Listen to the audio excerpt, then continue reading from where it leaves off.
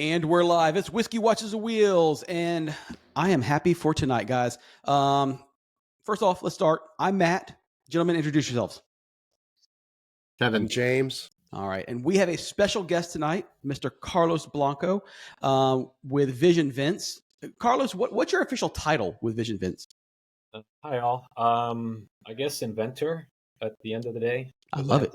I had to solve a problem, so that made me an inventor. That's phenomenal. Awesome. So inventor, creator of Vision Vents, and we're going to get all into it. If you own a 997 or Carrera or 987 Cayman/Boxster, you may already know about this product. If you don't, trust me, at some point in time, you're going to need it. So let's just jump into it, Carlos. I mean, how about you just start off, share a little bit about yourself, your background, and who you are in general. Sure. Hey, by the way, if you got a 986 and a 996, you also have this problem. Oh, there you go. Even better. Those are the four models that Porsche blessed us with this problem. So I'm just a high-tech guy. I'm in sales. I'm really not a car guy. I do own, I own a 911 and I own a 992 too, and I own a 718. But I drive it more than anything because I like the way it looks. I don't know how to change anything or fix anything. I'm in high-tech sales, so I just fell upon this problem and decided to fix it in a non-mechanical way since I can't fix it, and I didn't want to pay money to get it fixed properly. Awesome. So where'd the idea come from? It just came from, in general, just having the problem with the car? So I'll give you the color behind the story. I used to own a business which I sold in 2008. And my ex-wife promptly files for divorce 6 months. Oh, no. Yeah, 6 months after I sell the company. She says the price wasn't right, but that's BS. The price was perfect. So when I sold the company, I bought her a car, and she couldn't decide. So I did a really cutesy guy thing. I put a bunch of little cars, little matchboxes, and I put under them what they were. And she had to race them, and the one that won is the car she got. So it happened to be that the Boxster won. Not the one I wanted, but that's one. So we go out and get the Boxster, brand new 2009 Boxster S, gray with beautiful leather interiors, beautiful car. And then she proceeded to say that she didn't really want that car. I guess she was really on the way to divorce already, so like everything would have taken her off. So she files for divorce, and I'm dating now at the ripe age of 48 or whatever the hell it was for the first time in my life since I got married at 23. But I was smart enough to think that the car would pay off dividends, so I buy it back from her. So as part of the marital settlement, I took the car as an asset, and it was really a wise move. And so that's how we got involved with Porsche. The problem started like 2 years after, a year and a half after I got the car. And, you picture this, I'm dating, right, in Miami. And, at that time, the Porsche was a really nice Porsche. It wasn't a 911 or anything like that, but it was a looker car. Mm-hmm. And you're driving around and you somehow have the windshield wipers on. It's pretty hard to explain to the date who thinks like you got money, especially in Miami. If you know anything about Miami, pretend. Oh yeah. As hell can be, right? So I did the natural thing anybody would do, was stuff paper into the exhaust vents. And that didn't work very well. Well, this is after the foam stopped coming out, right? Because that's the first thing. Right, exactly. All the black foam came out. I'm like, oh, that's not good. Oh, it stopped. It's great. And then the windshield starts fogging, and then I stuff paper, but you can't do that because then the dash piece has vents on the back, and then it starts fogging from the bottom up, so you still end up with the same problem. And so I'm like, this is not going to be good for dating. Like, just not. I don't see any positive coming out of this thing. So it only happened when you were dating, right? It was fine during the week until you went out on a date, and then it started shooting out the foam. Miami, especially during the summer, is a single event. It's an everyday event, right? Like, it's humid from the morning to end. Always. And the worst part is because humidity has nothing to do with it raining. It has to do with the amount of water in the air. So you can have a beautiful sunny day and it's still fogging your windshield, which is even more perplexing. So that was the genesis of the problem created the solution. And I tried all sorts of things, and I got a quote on a repair. And when I found out how much the repair was and the fact that they had to dismantle the whole car, and I know dismantling is easy, but putting it back together the way it's supposed to is probably not going to happen. So how much was that? You're talking thousands of dollars, correct? If it was at the collection, which was the Porsche dealership here, it was around $5,000. Whoa. If it was an independent, it'd be around $3,500. But it's and that was back then. Yeah, and that was back then. Yeah, it's even more now. And the thing is that most mechanics don't want to do that work. It's a no-win proposition for them. It's very expensive, and it's never put back exactly the same way. And you know how Porsche people are. They're really picky. Most of them just tell you, listen, just go away, live with it. And they won't. And they won't do a DIY hack. Right. So that leaves people. Which is still invasive because, I mean, you have to take out, like, go into the firewall, remove the blend. I mean, it's very invasive. I did research, and we really didn't even get into it.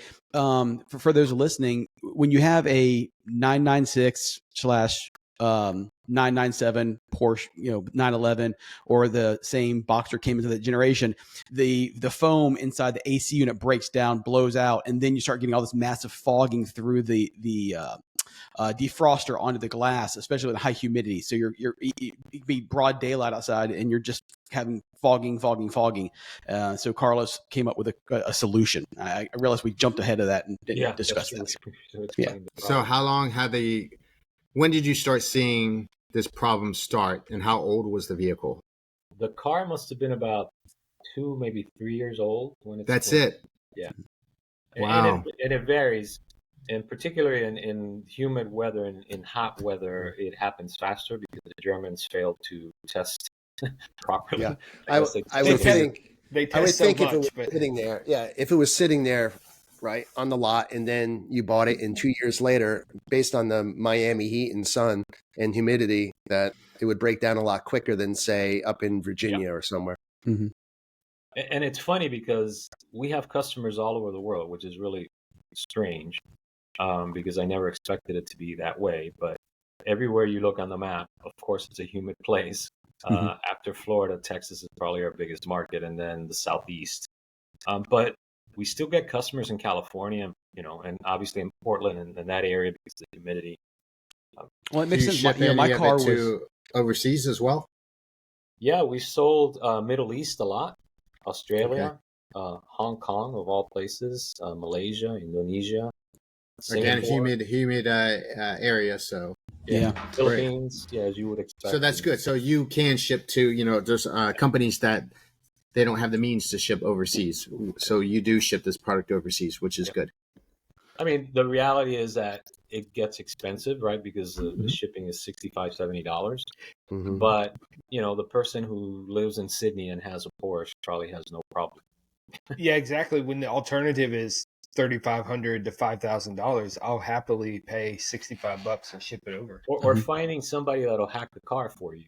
Right. And, if you're a serious Porsche owner and you really care about your vehicle, you're probably not going to want somebody to hack your car because unless you know the person. Yeah.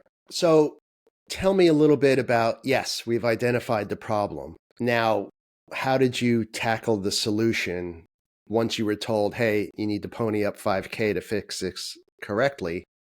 Where was the inventor side? Where did that appear? The entrepreneurial spirit. Right. So you notice that I started by saying that I started and sold the company. So I've started and failed most companies. I actually had one big exit, and I actually had a couple of break-evens, right, where we sold the IP. So my mind is wired: problem. How many people have the problem? How much can I charge the people? How much money can I make? So I have a good friend who actually works for Porsche and is one of the investors in the company. So when I reached out to him, I said, how many people have this problem? He goes, man, it's a known problem. These models have the problem. So I went online and researched the sales for those particular models, for that period of time. And it came out to thousands and thousands of vehicles. So then the question became, okay, how many of those are still in service? And all of them. Well, not, there's cars that are crashed. There's cars, there's reasons. There's cars that don't have that problem. Not all. They've been on Casey's rally. Exactly. and we're talking you bought it in '09 brand new, yeah? So we're talking 2011, 2012. So we're still in that current cycle model year as well. Yeah. Yeah. Well, and to your point, there's 3 of us have 997s. I have the issue, and Casey and James do not. So Yeah. there you go. And you may have it at some point, because that's the Mhm. crazy thing. You just don't Yeah, know when. next week. Maybe, Yeah. maybe I'll get 3 more sales out of this thing, right? Yeah. So I'm sorry. So I'm an entrepreneur, so it's like there's money to be made here some way somehow, and if nothing else, I've never been an inventor, so like what the hell, that's another fine cap to put 'em. So I started asking around like any entrepreneur, and once I figured out the numbers and figured that there had to be a business, and the luck of the draw would be that a friend of mine who used to be my employee, so my company went through a really rough period, and the guy that worked for me, Eddie, was a huge Porsche guy. Porsche and BMW, but mainly Porsche. So when I couldn't pay him anymore, I didn't fire him. I just couldn't pay him anymore. He got himself up, put on a suit, and he went to the collection and he got a job selling Jaguar. So right as the company turns, he gets promoted to Porsche, and that's who I bought the car from the employee that used to Nice. be my employee, right? And as luck would have it, Eddie knew about the problem as well, and Eddie knew a civil mechanical engineer, Jose. Got it. It was a luck of the draw. So I reached out to Mhm. Jose. Hey, I got this problem, and dude, we went to countless iterations. If I could show you the first prototype, it's embarrassing. And Have then to it was start just, somewhere, though. yeah, it was no vent at the beginning. It was just like it was a cover with a hole on it, and for the same reasons that the paper didn't work, that didn't work either because you get the fogging from the back. Mhm. So we quickly realized that you had to have a vent, not only to reduce the fogging from the back, but also to allow the defrost to work, because it's not very convenient to be taking off the thing every time you need to use defrost. And that complicated things. So I couldn't do a simple 3D print anymore, right? And now it was like serious mechanical shit, and it had to be cost affordable. So you couldn't put like a little somebody, everybody's got bright ideas, right? Somebody said, well, why didn't you put a little motor so that they both open up at the same time? And I go, well, honestly, I thought about that, but I don't want to sell these for $1,000, so that's not going to be possible.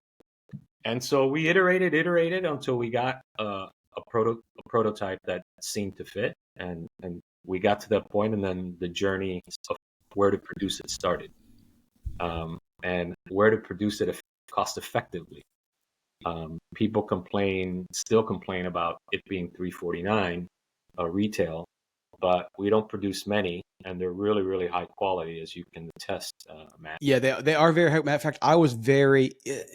Out of our group, we have a mixture of backgrounds. Kevin's in manufacturing, and when I got the product in, I was really taken back by how well it was produced and how well it was thought out. I mean, obviously, the one I got there's been many iterations, as you mentioned, but it's a phenomenal product, and it works really, really well. Yeah, It's stop right there for a sec. the some people might be concerned about, okay, well, if I need to use the defroster, I have to manually flip up the vent. But you have to remember, these are small vehicles. So I can sit in the driver's seat of the 997, which is bigger than the Boxster and Cayman, and reach the passenger side, no problem, to flip it up if I need to use the defroster. It's not really that big a deal. Plus, I park my car in the garage, and I'm in Orlando. So unless it's really, really cold out and the temperature is just right, I very rarely have to use the defroster anyway. I mean, and, So, we recommend that you always, when you put them on, you always keep them open. Correct. I keep it cracked, just like Right. you asked. Yep. Because if not, you're going to get the back fogging problem. Mm-hmm. And the question is always, how open do I have it? You have it as open as the problem that you have. Mhm. If those vents have lost all their foam, then you're going to have a big problem. If they're still not totally, there's still some foam hanging on, then you're not going to have that much airflow. So you don't have to have it that open. But either way, it should be open. And then when you have to use a defrost, you just open them the whole way, and defrost works exactly the same. And they work phenomenal. I've had zero issues with mine whatsoever. Only issue, if anything at all, was user error because I don't think I got the plastic cleaned well enough. So the double-sided tape that's used is very, very thin, which is appreciated. But sometimes it loses its, when I go to flip it, it wants to move a little bit. And that's just because I don't think I cleaned the plastic well enough. I need to get some alcohol pads and re-clean that. Other than that, though, it works phenomenal. It's funny you should say that, Matt, because the part, you always launch your product and you have no idea. You're counting the money before you count the problems. And the craziest thing about this has been install cockpit error. Yeah. It's beyond me. I want to state that a lot of our audience is afraid of PayPal, is afraid of the internet, likes to mail checks. I can't make. So you're saying 65 and over? Yeah. So PCA, AOL.com, Yahoo.com, Exactly. Yeah. bellsouth.net. That's a Yeah. large portion of our customers. Yeah. And we provide detailed instructions. no one reads. When they call me, it's because they didn't clean the thing. And it Yeah, didn't exactly. And I cleaned it. I just don't think, I do. I love my car. So when I'm bored, I'm out there cleaning stuff. But I think there was just excess product on the plastic from all the wiping it down and conditioning the leather and everything. Because I have a leather dash and just didn't get it cleaned enough. That's why I didn't even bother even reaching out to you, because I know I did it. It wasn't anything the product did. It was me. Well, thank you, because you'd be amazed how many people actually call and try to tell me, listen, it's double-sided tape. Go to Home Depot. It's cheap, whatever. You've seen the reviews. I mean, we have amazing reviews for customer service, right? Like if we're wrong, we'll take it back, no questions asked. Maybe shipping. But you can't tell me that it didn't stick at all. And so we've had situations where the person never pulled the tape off. Or they cleaned it with Armor All. Yeah, exactly. You know it happens. Then you have to say, listen, this hardly ever happens. When it happens, you want to say insert, you know what I'm saying. You try to tell them gracefully, and then they never come back because they realize, So we include a link with the instructions to the tape, which is a 3M VHP tape. You can buy it on Amazon. It's really, really thin, as you mentioned, Matt, so you don't even know it's there. And you can go buy some more tape and do it, because I can't ship tape. So, getting back to kind of the origin, so you found somebody to mock it and all of that stuff. How did you actually produce it once you settled on the final design? And that's probably the part that took the longest. Naively, I tried to do inject molding. Like, how expensive could it be? I found out how expensive it could be. Very expensive. The manufacturing guy knows. Especially if you're going to do it in the U.S. Yeah. Right? Yes. The molds were like $85,000, $95,000. Wow. That's a lot of vents. That's a lot of vents. And I had to produce two molds, right? Because the 986 and the 996 is the same dash piece. The 997 and the 987 is a different piece. So I had to produce two molds. So right there, my dream was almost done, because that's not going to work. I furiously tried to do 3D printing, but the finish wasn't what a Porsche person would expect. And also the length of the vent for the 987 and the 997, it's about 18 inches long. At that time was also a technical barrier to 3D printing. So or you're making one of them because it's diagonal. So there's it'll take you forever to do that. And the finish is not going to be good. You're going to spend more time getting that finish opposed to. And then you had to paint it, because we produced three standard colors: black, stone gray, and sand beige.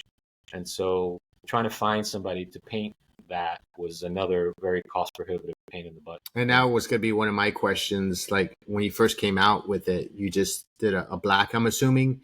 And then were people asking for special colors to match their interiors, or did you release with those colors already done? We released with those colors because if you look at Porsche production, those are probably the three most popular colors. Okay. And they have been black by far, followed by sand beige. We do custom painting. I have a painter here in Miami that will do the painting for us, and I just pass on the cost. So the guy he's gets subbed out by the collection to do interior painting and stuff like that. So that he's a craftsman, and so he takes the units apart, paints them by hand, puts them back together again. He doesn't like to do it, but he thinks I'm a nice guy, so he does it. So we've had maybe in the 3 years, we've had 10, 15, special color requests. Most of them are PTS interiors. Which one's the color that it's metallic blue or metallic gray or something like that is by far like of the special colors of one. We've done red, we've done the other beige, Savannah beige, but it's mostly black. So yeah, we launched with all three colors from the start. Cool. And then is it manufactured here? No, it's manufactured in China. I'm not going to BS anybody.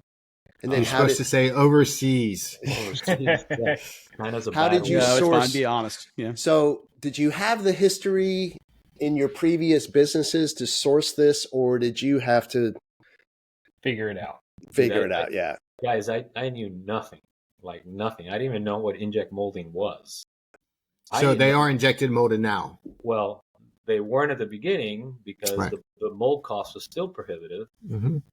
Prohibitive for me, even though it wasn't $95,000. But I didn't know if this thing was going to work. Like, what the hell do I want molds for? So I can throw them in the ocean when I only sell 2 of these things, right? Right. And the minimums required with a mold were too high for me to start as well. So we went with CNC.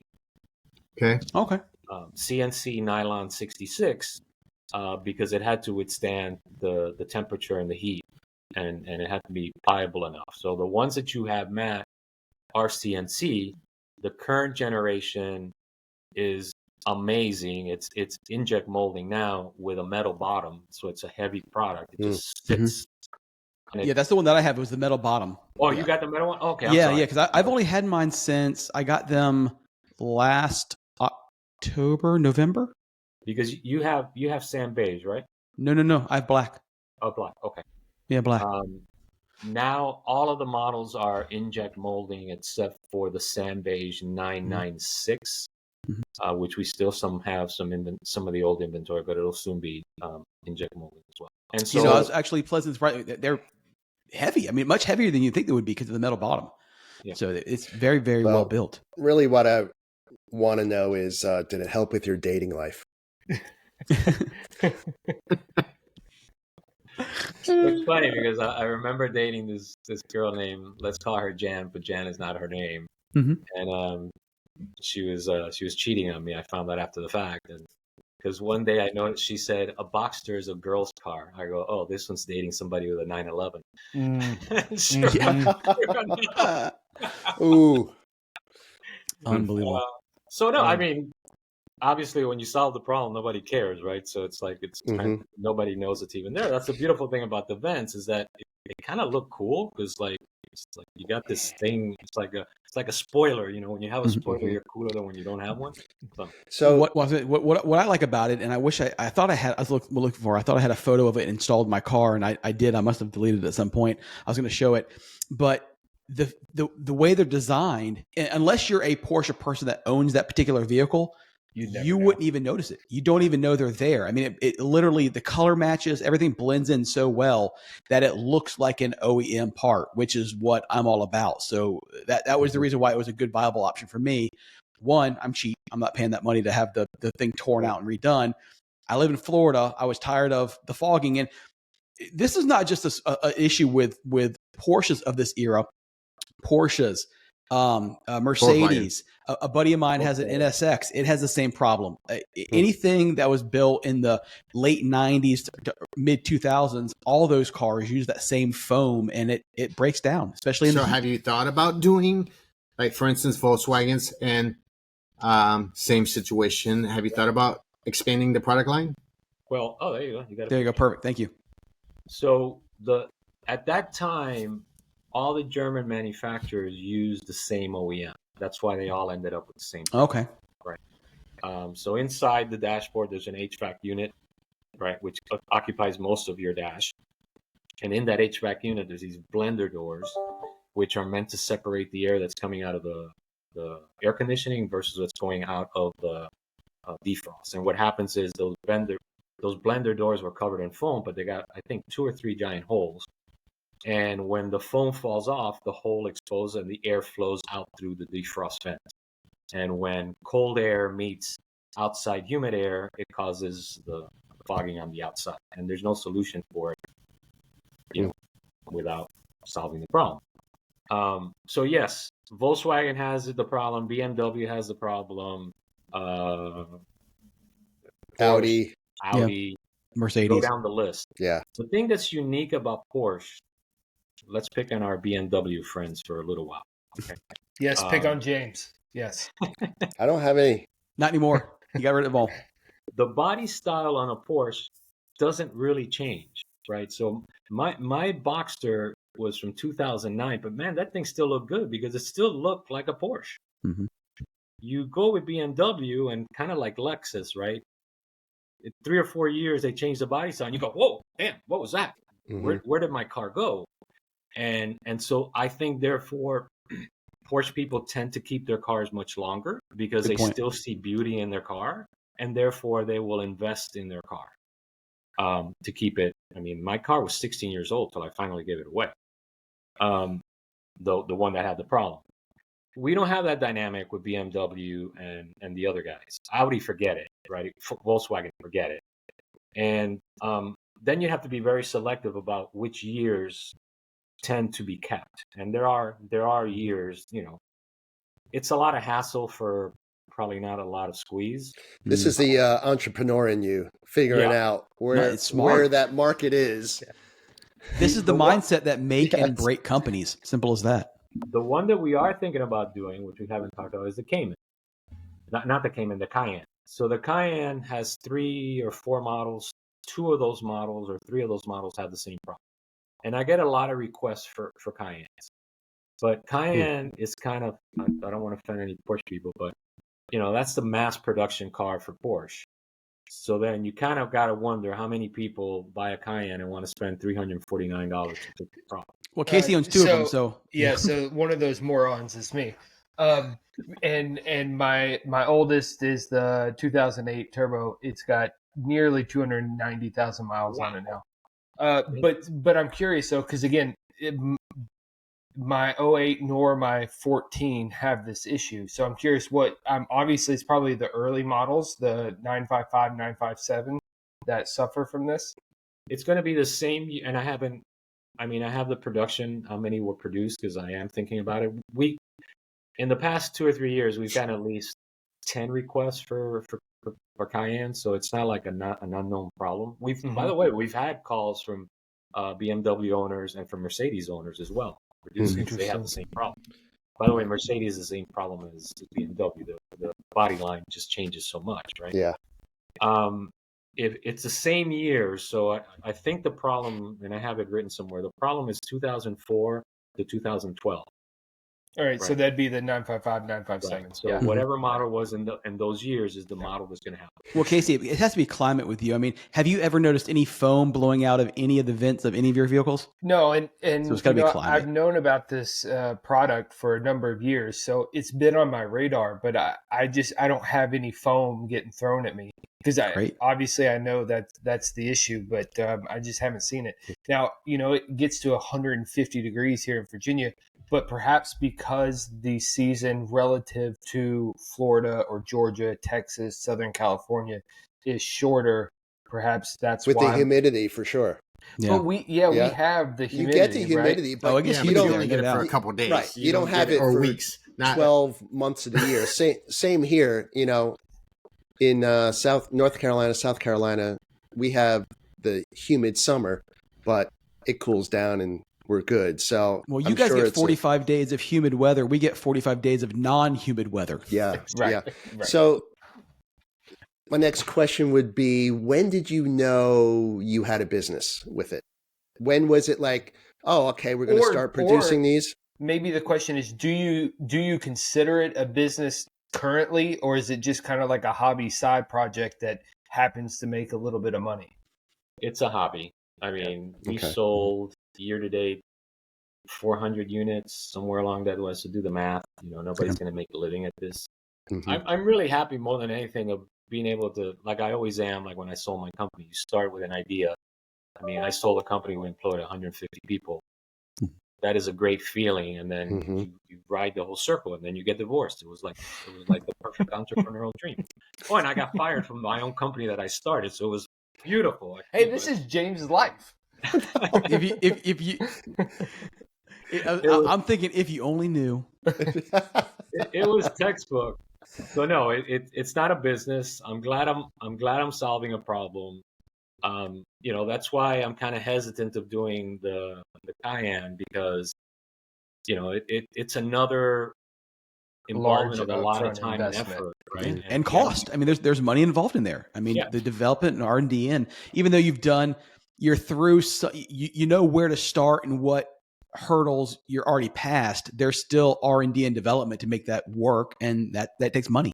And based on the numbers that he said, like, I mean, you probably, just me thinking roughly, you probably had to sell 200 units if you really broke down your time and energy just to break even. So, a lot of people, hey, my mold costs this much, but how many days and hours you spent doing this, you might not even have broken even if you really get down to the nitty gritty. So again, now I know you can kind of rinse and repeat with the Cayenne, but because you already have a manufacturer, you know that you're going to do molding, you won't have as much cost. But like you just said before, is the juice worth the squeeze for 10? I'll be into it $20,000 to get the first 50 units. That's a lot of money for a passion project. Right. And to your point, Kevin, it takes a lot of units to recover that. And here's the other, because it was related to the other question. So when I launched, naively, I thought back then Facebook was really the thing. Now it's not. Now it's a waste of time as far as I'm concerned as an advertising vehicle. But back then it really worked. But the problem was that I got trashed by the whole Porsche community on Facebook. Always. Because, piece of shit plastic for $349. And yeah, then it's ridiculous. On you, and you can't even defend yourself. And then those guys are the first ones to jump in line too. And so that was a big thing for me that I wasn't expecting, because I thought it was going to be word of mouth, no advertising expense whatsoever, and I'm just going to pump these out. And then you're finding that you're sitting there going, okay, so now what do I do? And you get all sorts of not crazy, but they're good ideas. Like, we have, like you guys do in all your cities, you have Porsche clubs and you have the Porsche club meetings and shit, right? But I'm not going to be spending, every week going to a Porsche. That's not what business is about. It's about scaling the thing, right? Mm-hmm. So by coincidence, I found Porsche Club of America. And so when did I know it was a thing? When I ran the first ad in Porsche Club of America, and we got 45 orders. Yeah, that'll make you happy.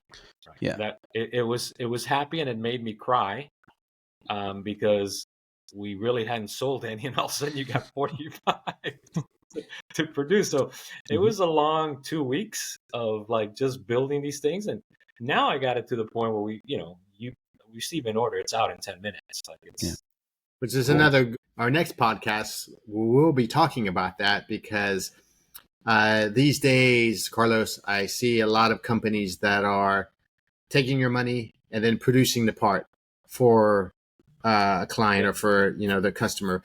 And for me, it speaks very highly of you that, hey, you invest the money. I don't care if it's $500. It's there, ready to ship, same 10 minutes, gets out the door. In this day and age, everyone's drop shipping. Everyone's saying, 4 to 6 weeks. It's a pet peeve of mine, and we talk about it. And actually, we've been doing this show for, I think, 60 episodes, and I've finally gotten to the point where they've all agreed they get to listen to me bitch. Well, I don't know if James agreed or actually, I don't think they really agreed, but I'm going to do it anyways. That's fine. Hey, I'm going to get on my soapbox and really, because we all have the same problem, right? You buy something and then you wait, 4 6 weeks. And then, like you said, 3 months. Yeah. And then, like you said, those are the same people that are bitching on Facebook that, you're doing this, you're doing that. Well, I have it in stock, ready to ship. And you've outlaid that capital. So people don't realize that, hey, you may have $100,000 worth of product there and you're waiting for it to sell. They don't take that in consideration, that why it's just $350. Well, because I'm holding on to it and waiting. And then on top of that, you're paying PayPal 3%, your packaging, your internet costs, even like you said before, your Facebook, somebody's in there typing, replying. Like, I don't reply to anything. I just like ignore it. And somebody had asked me the same thing. Like, why don't you ever go on any forums like the Pelican like forums or Renlist or something like that? Suncoast Park. Because it also hurts your feelings too, even though for me, I'm like, I don't give a shit, but I still do give a shit when someone talks like shitty about me. So I don't even want to like deal with it. We do that every day. I mean, you guys do. Along that line, Kevin, I totally agree with you. I bought my son this stupid thing. It's a cat wrestling Muppet. He wanted it. Okay. My son is 32 years old. So you put this shit on. It's got catnip in it, and you wrestle with your cat. Okay. Thought it was well, everyone's got a vice, man. Everyone's got. I'm not. This is a no judgment zone. All I'm saying is his face was like it's a fucking. Everyone's got something. It's fine. Like, this is okay. What kind of freaky shit we're getting into? Yeah, it's all good. Until you said you put it on your hand. Okay. I thought he was a furry or something. We all have kids. I mean, Casey's got dogs, but the rest of us, we have kids. We understand what it's like. It's fine. This thing is called Cat Muso or something like that. But they pulled the same exact thing. I placed the damn order in time for my kid's birthday, for my son's birthday. And then you get an email 2 weeks later. Oh, by the way, it's on back order and it'll ship a month from now. Like, BS, it's on freaking back order. You're taking orders to produce, Yes. Yep. Absolutely. Listen, I ordered seat covers. Yeah, I'm sorry, man. No, go ahead. It's not just like $30 sock puppets or whatever. Like, this we talked about it on here. My BBI roll bar was the same thing, right? Yeah. I buy it. It was expensive, and it took 3 months to get it. And we're talking about, but they put in stock. Like, and that's the other thing too. I would be fine if I said, "Hey, it's on back order," or you put on the website. We'll take 2 to 3 weeks or 6 to 8 weeks. Then at least the consumer knows I'm buying this. I'm waiting. But not for you to say in stock and then I get an email or a call saying, oh, oops, I don't have it anymore. And that's just, in my opinion, 20 years ago or even 10 years ago, that was just bad business. Yeah, Nobody. Well, Sierra Madre still does it too. So they all do it. Yeah. Right? Well, I paid $500. Well, no, I paid $500. I bought Bryce, my son, seat covers for his car in October of last year for Christmas, and they still have not arrived. Oh, that's ridiculous. Now they've shipped. I got tracking, but they still haven't made it here. It's supposed to be here like this week. They're on a paddle boat. Do you do, Carlos? That would be for me a huge selling point, where I would let the consumer know that we have these in stock ready to ship. Because I think the mentality of everybody now is, I'll get them when I get them. Mm-hmm. So that's a very good selling point. We had a period we went through, again, it's my money on the line, and you can't be ordering thousands of units hoping. As they say, hope is not a strategy. And so we went through a period where we had the Sand Beige 997 on back order. And Sand Beige 997 is the third most popular after Black 997, right? Mm-hmm. And, but I kept people advised because I was being told when it was coming. And I wasn't lying, and it turned out it took a lot longer than I expected. We had some issues, and I lost 5 or 6 orders, but those customers could never complain that they were not up to date every week almost. But at least you were communicating with the clients, whereas, again, we speak of these other people, you get it's not going to be on back order, and that's all you hear from them. Right. So, yeah, I ordered the horn grills for the 912 from Sierra Madre, and literally 4 weeks later they told me they were out of stock. And that boiled down to they went to their vendor and said, hey, we need to make these, and they said, oh, well, we're not going to make them right now. Correct. So again, they probably would have known that before, but they just wanted to hold on to the money. So I definitely would use that they're in stock as a sales strategy. And also, even if you do have them, I'm sure you can update your website saying, hey, this one's out of stock between 4 to 3 weeks or something like that. And you communicate with your clients. So that's kudos to you. To Carlos's point, when I ordered mine, they were not in stock. And I immediately, it wasn't you. Who's your salesman, the salesperson that works for you? Sam. Yes. So got an email right away. Hey, these are on back order. And I literally, I know I received 3, if not 4 emails through the course of the wasn't long. It was like 3 weeks. It wasn't a big deal. I was in no hurry, but every week I'm getting, hey, here's the, it's going to be here at this time. And I was up to speed on the process through the entire transaction, and I had no problems with it. It's fine. The other, and I'll bring up, because we're talking about the good, like I do a lot of investing with startups, and I do a lot of mentoring with startups. And the problem with most businesses, they never figure out the go to market. How the hell am I going to sell something? They always think that I build it and they shall come, right? Mm-hmm. And then they find out that it doesn't quite work that way. And that's what sinks a lot of startups. And so I thought I had to go to market, and it blew up in my face. Porsche Club of America has been a godsend. Eichel, who works for Porsche Club of America, is probably the most service-oriented person I've ever met in my life. I don't think he sleeps. Send him an email any time of the day, he responds. And then the other one that's worked for us is Rentless. But Rentless is a different audience, right? Oh, yeah. Rentless is a lot of those DIYers. So when we run our ads on Rentless, it's not for DIYers. Please don't bash me. It's not for you. It's for idiots like me. And it works well, but it does not work as well as just Porsche Club. I do find it, I don't know, gratifying that you're saying that when you have a product that is going to be good, but it's how do you get it to market and how you're going to sell it. And, my only experience, I ended up working for a high-tech medical startup, European company, amazing company in the fact that the product truly solved a very difficult problem. The issue is, especially here in America, how in the hell were you going to pay for it? Insurance wasn't going to cover it because it wasn't, on their, pay scale yet.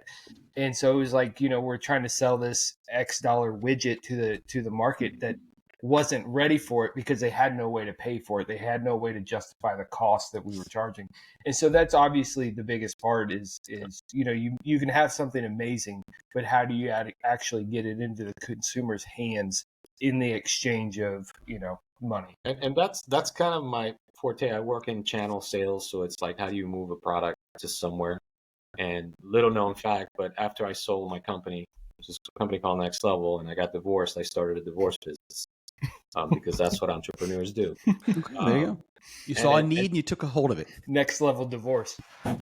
Unfortunately, it didn't quite work out for many reasons. The time, a lot in life is timing. It was not the right time, and the Florida bar decided to come down on me for practicing law without a license, and I had to defend myself. That's a felony.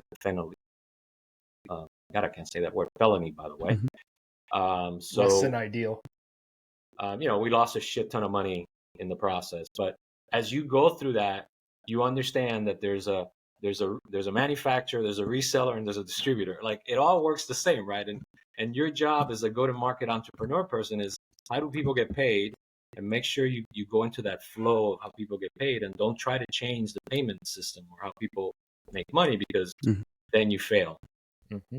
Unfortunately, here I found no other vehicle that's viable except for PCA and Rentless.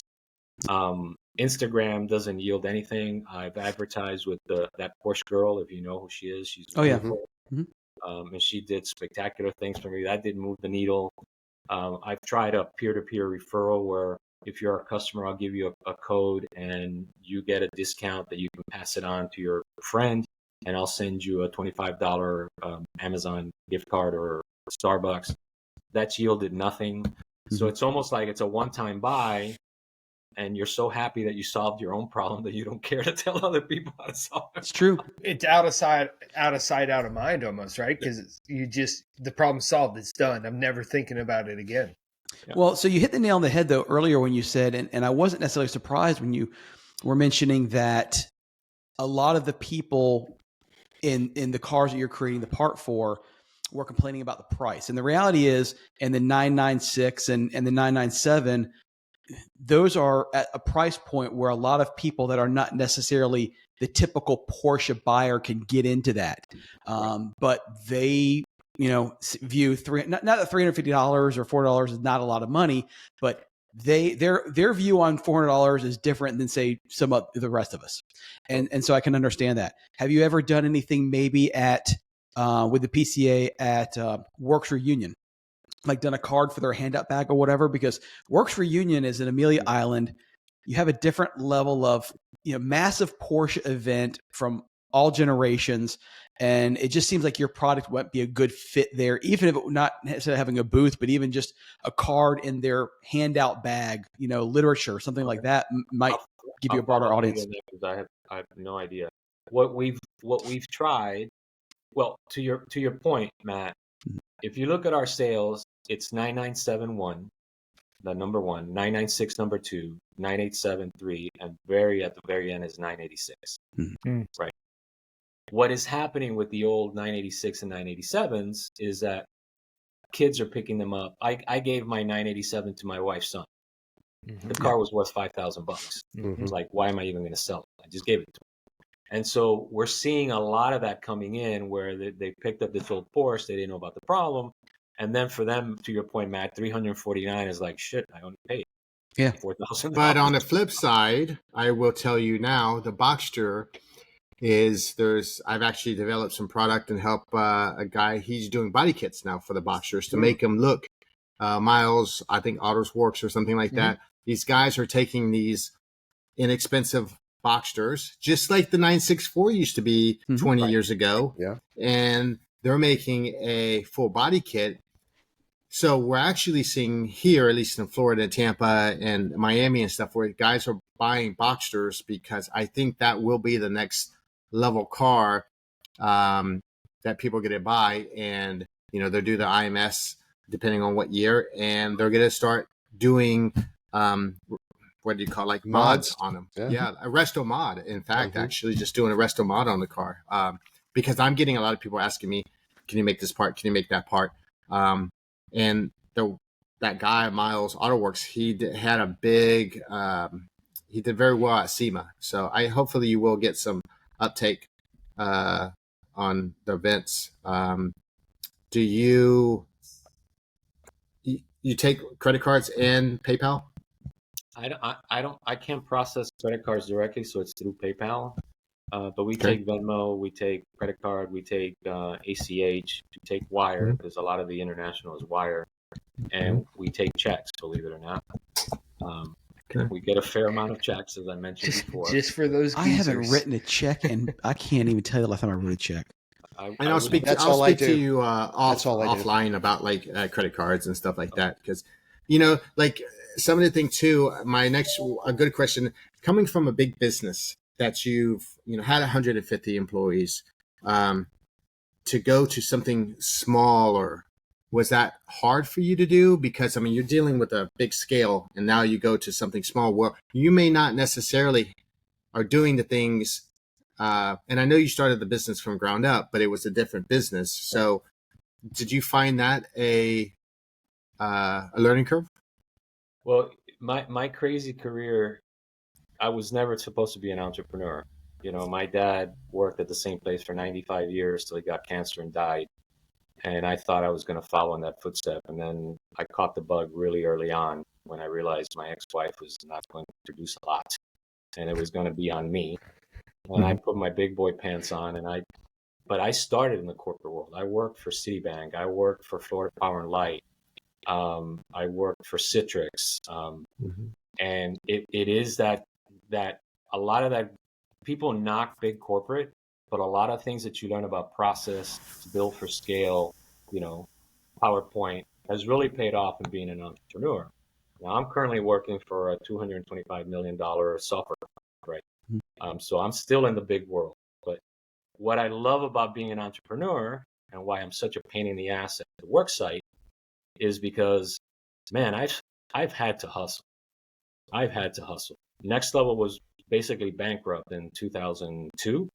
We were $500,000 in debt. I was writing a check for my home equity line of credit to pay my mortgage, and then it just turned. And I gotta give the ex-wife credit for that, because I gotta give her credit for that.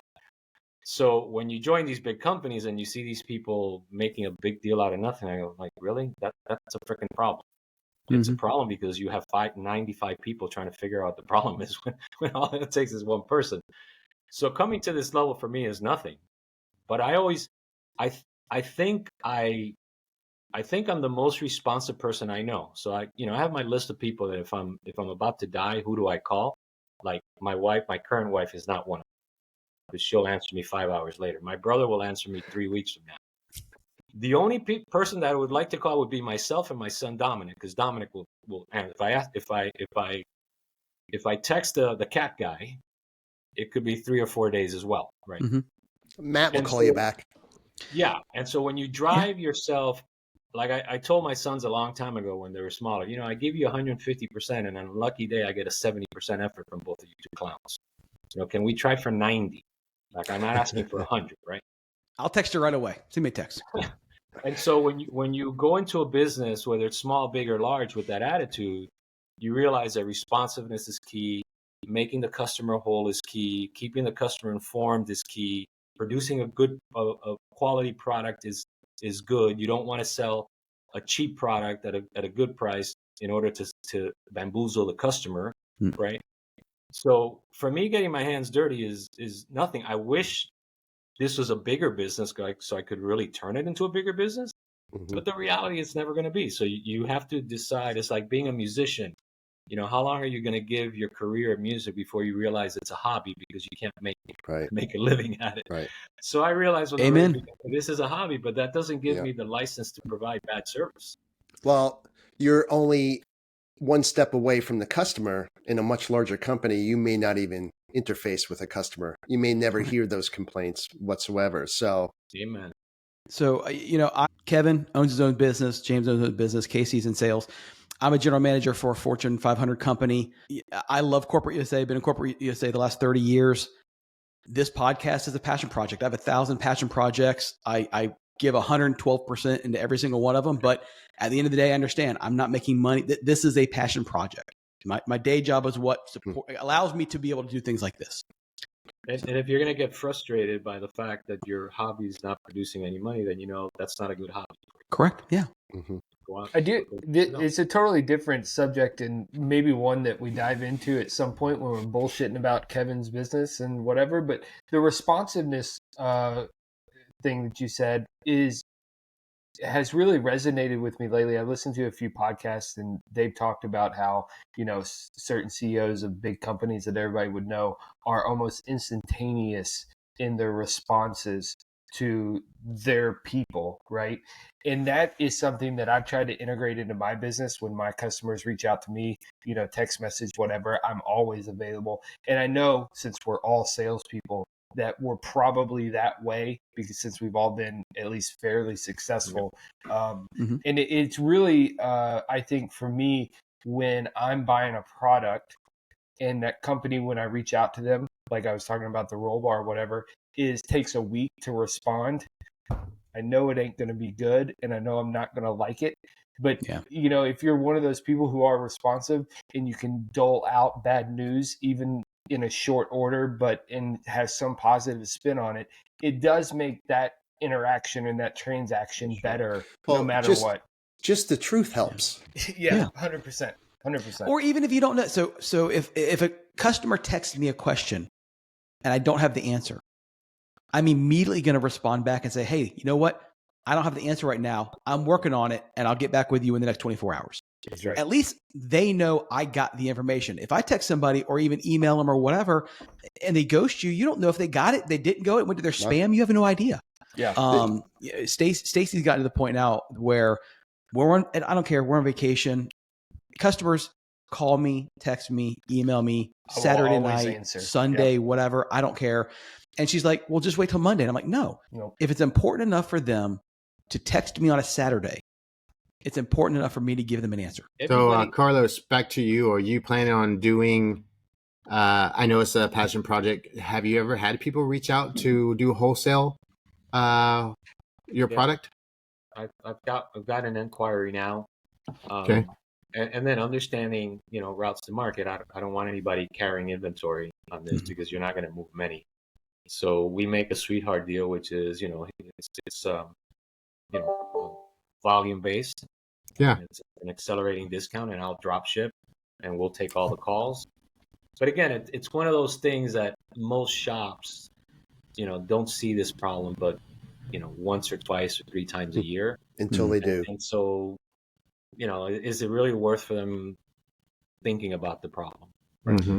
Well, a good thing for you is that all of these cars are continuing to age, and that foam is not going to magically, regenerate itself. It's going to continue to break down. Even guys in, the northern than us, like Casey and James, are going to have the problem at some point in time if they keep the cars long enough.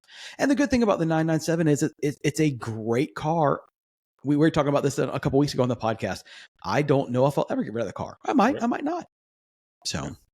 And there's as you guys know, there's a lot of people that have 992 and they still got their 997, right? Mm-hmm. Mm-hmm. Absolutely. Yeah. I mean, I would have kept my 987 except for the wife didn't want to have 3 cars. Well, 5 cars with hers and her daughters. So I had no choice to give it away, but I would have kept it. I still really enjoyed driving that car. Yeah. Yeah. Well, I definitely think we need to be respectful for your time and stuff. So we appreciate you coming out. Do you have anything in closing that you want to talk about before it's been an hour? See, it flew pretty quick, didn't it? Yeah. We thought we were going to be here 15 minutes. This is the clown with the vents, man. This will be done in 15 minutes. It happens quick. I mean, we all get on here and it just the time flies by. It turned into vents into an entrepreneurial podcast all of a sudden.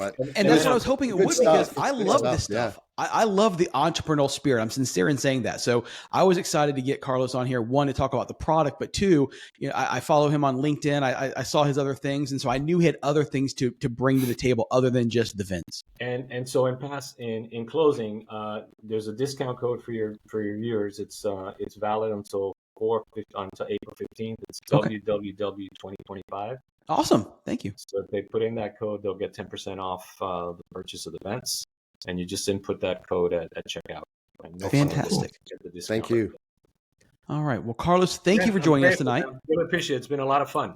Absolutely. Yeah. So we definitely we'll have you on here again sometime. And I'm going to do some more research for you about the Works Reunion, because I think that might be a good fit for you. That's also out in Monterey as well. Yeah, they do it twice a year. Monterey, California, and Amelia Island in Florida. So for those listening at home and watching on YouTube, thank you very much for listening. Hit our website, whiskeywatcheswheels.com. Grab us on YouTube or Instagram, and we will talk to you guys next week. Peace out. Cheers. Bye, guys.